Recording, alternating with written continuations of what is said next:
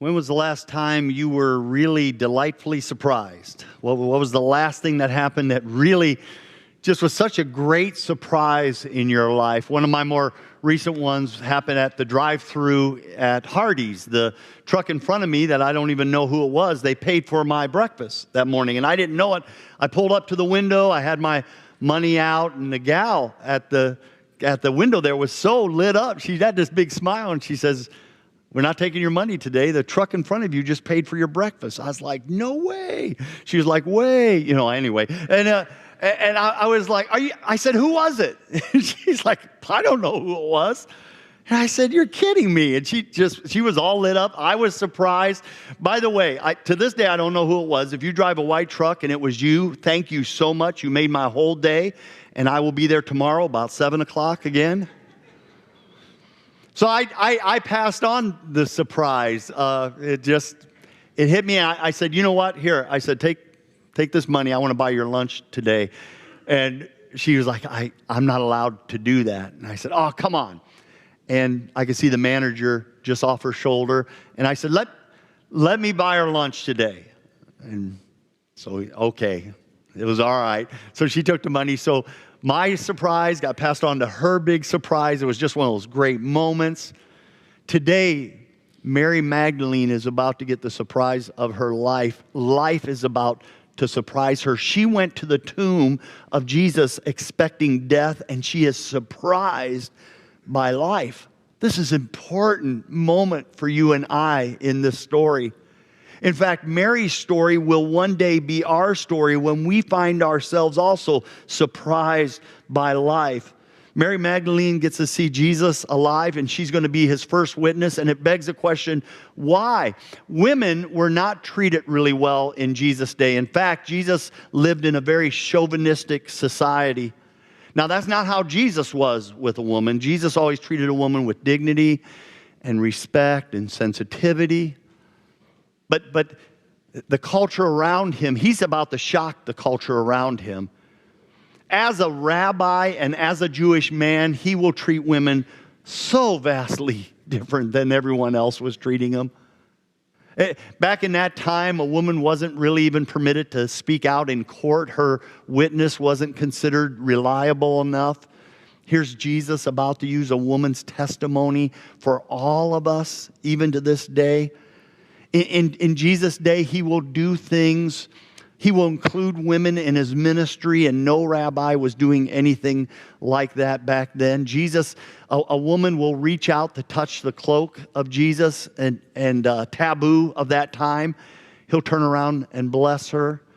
Martha will be attacking her sister for not working in the kitchen and helping out, and Jesus will defend her. An older woman will go up and put 2 coins in the offering, and Jesus will call the attention of all of his disciples. Did you just see that? Did you just see how much that woman gave? She gave all that she had this morning. Did you notice that? There will be a moment in a synagogue where Jesus will interrupt the worship flow that morning, totally taboo, and call a woman forward. There's a disabled woman, and she's sitting in the back with the other women. The men sat down front, and Jesus will call this disabled woman right up front. Now, that's against culture as it is, but then he speaks to her in the synagogue. That's taboo. And then he'll reach out and touch her and heal her. And the religious leaders of that time will go crazy angry with him over this moment. But Jesus does this, teaching us and compelling us. To the men in the room, especially to the young men in the room, there's a way that Jesus treated women, and we need to imitate that. We need to imitate that in our homes and imitate that in our dating. Jesus did things like this that was just so countercultural to that time. In fact, Jesus will even tell parables of women. A woman with a lost coin, the persistent widow. And no rabbi was doing stuff like that. And then Jesus allows the first witness to his resurrection to be a woman. Now, why? Lots of reasons why, but if you're making up the story of the resurrection, if you're trying to convince a Jewish culture back then, you wouldn't have done it this way. In a very embarrassing act, the disciples had to write it this way because this is how the historic event took place. And believe it or not, 2,000 years later for you and I, it gives unbelievable evidence and proof that the resurrection of Jesus really happened for you. I'm going to read to you. We're going to just go through this passage. This is how John tells the story of Mary Magdalene at the tomb. We're in John chapter 20. I'm going to start reading with verse 11. Now Mary stood outside the tomb crying. By the way, the Bible will call attention to those tears a lot. As she wept, she bent over to look inside the tomb. She saw two angels in white, seated where Jesus' body had been. One was at the head and the other at the foot. One at the head, one at the foot. This is important. If you know your Old Testament, items, it sounds a little bit like the Ark of the Covenant lid that was on there, the mercy seat it was called. If you don't know your history, the Ark of the Covenant, you know your Indiana Jones? Okay, Indiana Jones went after the Ark of the Covenant. Okay, that's really, really good.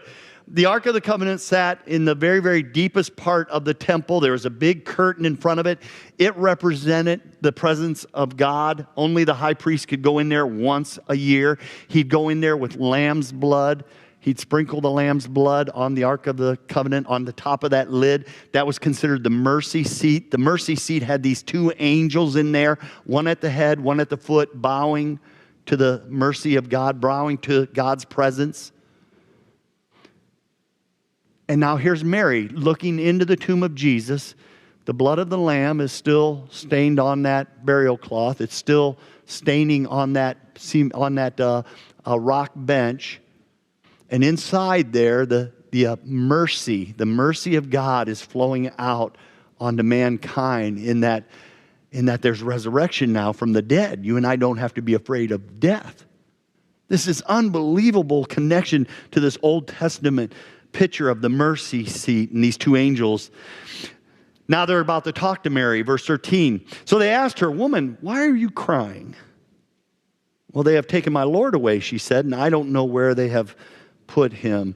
Does that seem like an odd question to ask a woman in a cemetery? If you're in a cemetery and you come up on a woman crying, do you really ask her why she's crying? Don't you probably know why she's crying? Well, she's crying because she lost someone. The angel's question is not rude and it's not harsh, but it's starting to set a stage. Why are you crying for a corpse when there's no corpse? Why are you crying?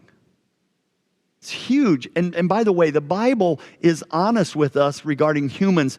The Bible is just saturated with tears all the way through it. One writer said between every page is a salty sea of tears.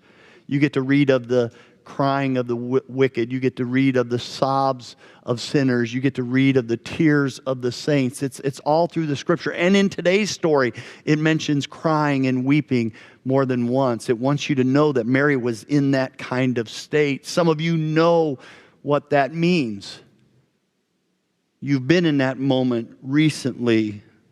Psalm chapter 6, verse 6, "I am worn out with grief. Every night my bed is damp from my weeping. My pillow is soaked with my tears." And there's some of you here today, you know what that feels like right now. You've cried that hard recently. Mary is just distraught. Where is Jesus? Verse 14, "At this she turned around. She saw Jesus standing there, but she did not realize that it was Jesus." By the way, you're about to witness one of the most, in history, one of the biggest moments of mistaken identities that you've ever seen. Because Jesus asked her, verse 15, "Woman, why are you crying? Who is it you're looking for?" Thinking he was the gardener. Okay? How do you explain that? How did she not see it was Jesus? "Sir, if you carried him away, tell me where you have put him. I will get him." I love Mary's strength here in this moment. You just tell me where you put him. She doesn't say, I'll go get help. I will get him. She's going to pick him up and carry him back to where he belongs. She wants his body right now. Why did she not recognize that it was Jesus? Some have suggested it's the tears. If you've cried really hard, you know it blurs your entire vision. You can't see anything clearly. And maybe it's her tears have been so heavy she can't see Jesus clearly. Maybe some scholars think that Jesus has hindered her from seeing him clearly, like the two on the road to Emmaus. They didn't see Jesus until all of a sudden the truth, when he was ready for it to be revealed. Maybe. I have a different thought. Maybe, just maybe, she has never seen Jesus this strong and healthy before. The last time she saw Jesus was on the cross, and he couldn't have looked more frail. The last time she saw Jesus, it was during his crucifixion, and he breathed his last, and he couldn't have been more lifeless. But now she's seeing him not only with life restored, but now she's seeing him in his glorified body. And what happens to Jesus happens to you and I. 1 Corinthians chapter 15. Our bodies are buried in brokenness, but they are raised in glory. They are buried in weakness, but they are raised with strength. I've shared this before, but I'm going to say it again. My dad was the strongest man I knew when I was a little boy. I didn't know anyone who could lift as much as he could lift, carry as much as he could carry. He's just a picture of strength.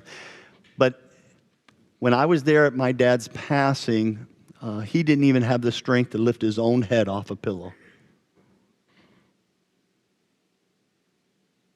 And according to this verse, the next time I see my dad, there's a chance I may not even recognize him, because I've never seen my loved ones stronger than they are right now with Jesus. And maybe, just maybe, the resurrected Jesus was such an unbelievable picture of strength. We know he's strong because in Revelation he comes back on a horse, and he is a warrior when he comes back in that moment, an absolute warrior. Maybe. Regardless, you have loved ones today who are with Jesus. And it's kind of interesting to think that maybe when I see them, at first I may not even recognize them, because you've never seen them stronger than they are right now.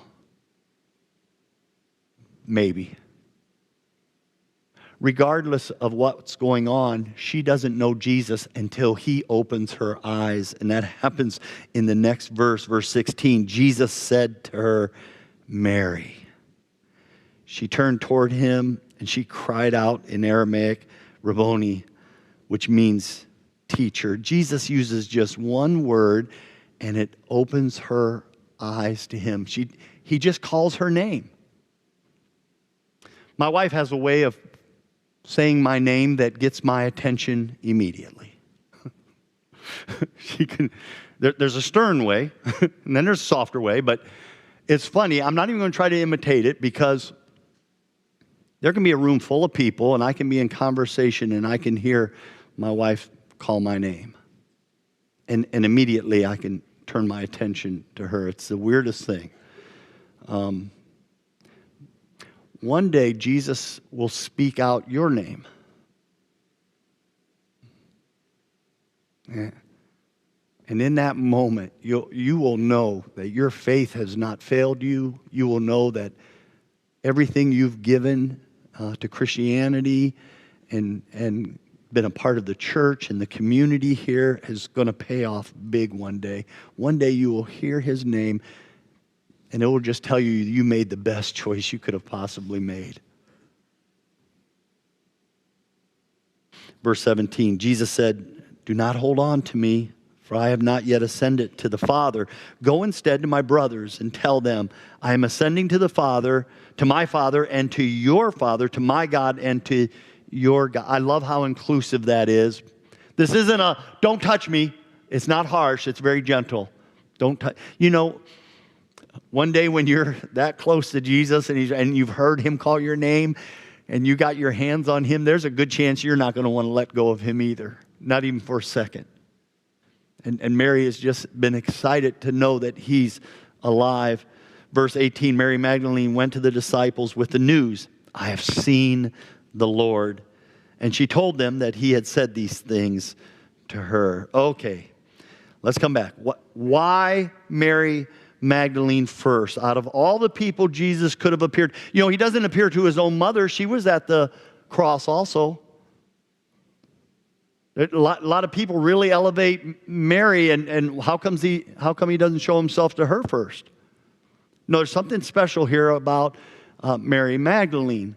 There's a reason that he wants you and I to think about why he shows himself to her first. She doesn't become a missionary. She doesn't go on to write any parts of the Bible. There's no stories of her in the early church in the book of Acts. So why her? If you're looking for an Old Testament connection, there might be one. John MacArthur thinks there's a strong one. He says there's a parallel going on here that's important to you. Mary Magdalene is in a garden when she encounters Jesus. Go way, way back, and there's a garden in the Old Testament, way back in the book of Genesis, the Garden of Eden. In this garden with Jesus, there's a woman. Go way, way back. In that first garden, there's a woman. Her name's Eve. Eve will be the first woman to sin. And because of that, she will unleash death where there was only life. But now, Mary Magdalene hears the message that life is being unleashed in a place where there was only death, corpses all around. And John MacArthur thinks that there's a strong connection between these two women. One brings about the curse of death, and the other one brings about the release of that curse. She gets the message. She doesn't bring about, but she gets the message that the curse no longer has a hold on us. Maybe. It's interesting. It's not what I needed this week. As I was going through this passage, I couldn't turn my attention away from the fact that in a split second, she went from grief to joy. She went from despair to delight. How quick that happened for her. And I needed to hear that joy is on its way to me. Even if I'm struggling with darkness right now. Mary Magdalene, she's struggling with the darkness that her Lord is dead. And she comes looking for a corpse, and then life surprises her. And she encounters life where there was death. And immediately joy returns to her. She's so excited she can't wait to run back and tell the disciples. And that will be our encounter next week. But what darkness are you facing with right now? What struggles are you having? Wouldn't it be nice to know that in our darknesses there's a light that's going to break through real soon? What's an important light in your house? I'll tell you what's an important light in our house. That lamp out in the living room at night is pretty important. We don't have a night light. We use that. Our living room lamp way over on the other side of the sofa stays on all the time. And the light from that lamp shines down our hallway and then allows just the right amount of light into our bedroom so that in the middle of the night, in the middle of the darkness, I can navigate the darkness by that light. It keeps me from stubbing my toe. It keeps me from stepping on the cat. You know, it's important that I'm able to navigate the darkness, and I'm able to do it because of the light from that lamp that's way off in the distance. And when you look into the empty tomb of Jesus Christ, there's a light there that shines today in you, right now. It's a light that's needed because darkness falls on all of us. There are people in this room right now, you're facing some of the darkest dark you've ever faced in your life. And you know you are. And you're like, where is God? Where is Jesus right now? How come I'm not feeling him? Oh, he's so close. He is so close. And the joy that he promised you is on its way. You just got to hang in there. You got to keep your faith. You got to be brave. And the joy is on its way to you, and you'll see you're going to have joy again. How do I know that? Because that which was dead is suddenly back to life. And the darkness that we face, light is breaking forth right now. In Psalm chapter 30, it says, weeping may last through the night, but joy comes in the morning. Mary's been crying all night, but now it's morning and joy is breaking loose. Your morning of joy is closer than you think.